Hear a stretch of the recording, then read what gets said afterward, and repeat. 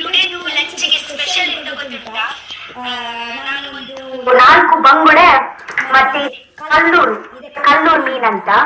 Okay, so today ನಾವೊಂದು ಮೀನ್ ಊಟ ಮಾಡೋಣ ಅಂತ. ತುಂಬಾ ದಿವಸ ಆಯ್ತು ಆಕ್ಚುಲಿ ಮೀನ್ ಮಾಡ್ಲಿಲ್ಲ ನಾವು.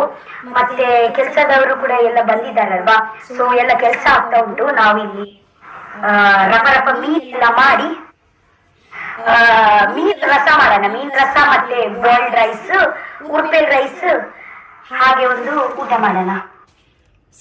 ಟುಡೇ ಊಟದ ಸ್ಪೆಷಲ್ ಮೀನ್. ಸೊ ರಪ ನಾವೊಂದು ಕ್ಲೀನ್ ಮಾಡೋಣ. ಸೊ 500 ರೂಪಾಯಿ ಎಷ್ಟು ಮೀನು ಬಂದಿದೆ ಗೊತ್ತುಂಟಾ? 1 2